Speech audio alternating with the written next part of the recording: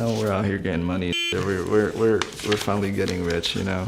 And like, you know what I'm saying? I'm like the president of Indonesia now, if you don't know. Before Rich Brian would join a star-packed lineup of more than 20 Asian artists in 88 Rising's digital content fundraiser, Asia Rising Forever, and battle Korean singer Kang Daniel in a viral dance-off. Before Rich Brian would have over 1.9 million followers on Twitter, 3.3 million followers on Instagram, and 1.78 million subscribers on YouTube at the time of this recording. Before Rich Brian would even be known as Rich Brian, and instead be known as, well, since he's moved past it, why don't we just say something else? I don't want to get him in any more trouble. Why am I called Rich Brian? It was just a catchy rapper name that I came up with, and I believe in, you know, speaking things into existence, and I just wanted to be rich. Not just in money, but, you know, and also a lot of things, as Bob Marley said. Not to get deep on you, but I think that name worked. When Rich Brian was a budding teenager in Jakarta, Indonesia, he had one dream and one dream only: to become a bona fide superstar, and he worked his ass off to make that happen, spending 24 hours a day on the internet learning English. How many hours a day were you spending on the internet? Like 24 hours. I was just like, I had nothing else to do. All I do is just go on YouTube, look at tutorial videos or people vlogging. Vlogs were like my shit back then. He was an Asian teenage boy who had never been to the United States, but he dreamed of making it big not only in his native Indonesia, but all over the world. Now, in his earnestness, he's made some mistakes along the way, especially early on. Yeah, I'm talking about them tweets. Oh, bruh. Yeah, this is old tweets. But he has since righted that ship and become one of the biggest global musical success stories of the past decade. So how did Rich Brian survive a name change and a backlash to become the success story he is today? Well, that's what we're here to find out. What's going on, guys? It's your boy Michael McCrudden back at it again with an updated entry into our Before They Were Famous series. This one taking a look at Rich Brian. Now, I remember way back in the day, 2016-17, we did one on Rich Chigga, and that thing went viral. So let's hope this one does, well, at least half as good. Now, you guys seem to enjoy the updates, so I'm thinking about working on one for Snoop Dogg. We'll see how that goes, but I need you guys, as always, to let me know who's next in the comments down below. Also, we've dropped a brand new merch line. It's at michaelmccrudden.com or beforetheywerefamous.com, so be sure to check that out. All right, now let's get into this video.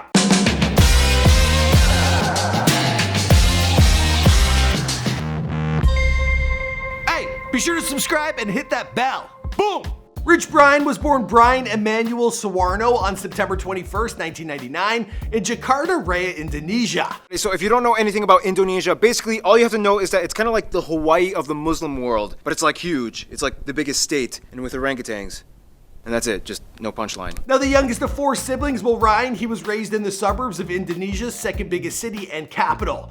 Now, his older sister, Sonia Erika, she is a renowned fashion blogger, and his older brother, Roy Leonard, aka Royce DC, is a DJ, and Brian's father, Hiru Soewarno, and his mother, Magwati Ponomo, well, they're both Chinese, and his heritage left him feeling like a little bit of an outsider in his native land as a member of one of the country's largest minority groups. Woo! Sorry, that was a mouthful, and a lot of weird names, sorry. Now, Brian, he was also homeschooled, something he believes played an important part in his creative development.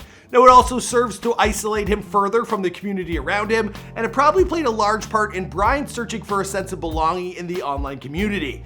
Now, he first stumbled upon the internet after trying to research ways to quickly solve a Rubik's Cube. The formula to solving a Rubik's Cube is there's a lot of things that you have to memorize, and you also have to be really good at math. I'm just kidding, I'm terrible at math because I was homeschooled, but this is, it's just a lot of memorization. Now, after hopping onto his parents' computer, well, he quickly discovered YouTube and Twitter, and he explored interests like cinematography and American comedy. Now, it wasn't long before Brian, he started filming and posting his own content online.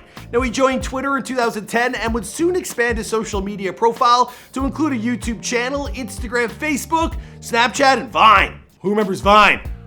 R.I.P.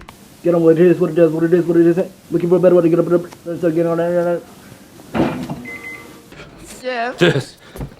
Now, first, Brian, he concentrated on sharpening his comedic chops with videos like Suicide Hotline and My Strange Addiction.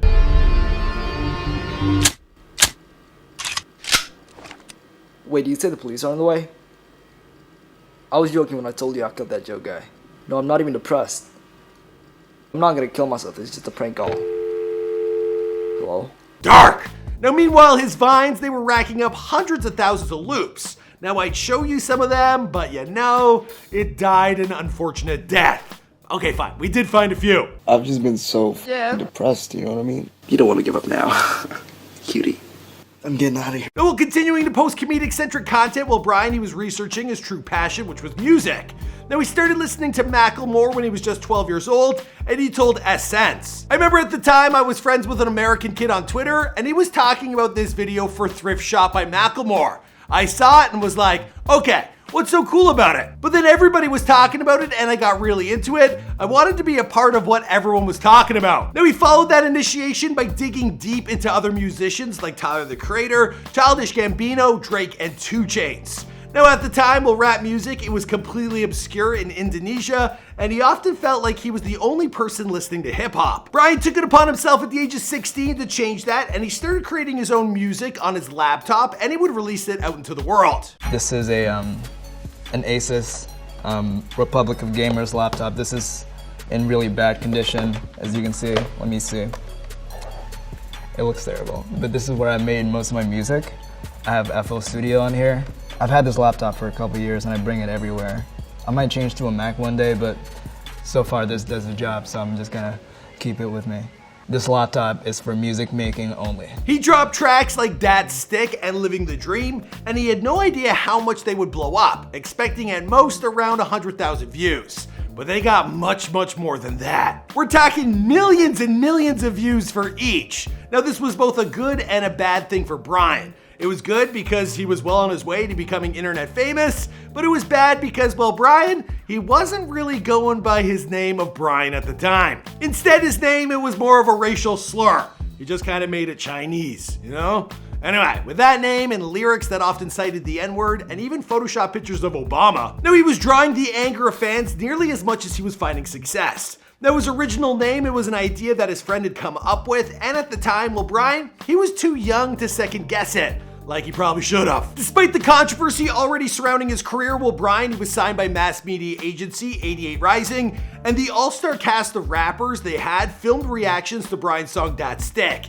Now, this was an ingenious marketing ploy that helped spread his fame even further. He's killing like 70% of Americans. 2017 was an even bigger year for Brian than 2016.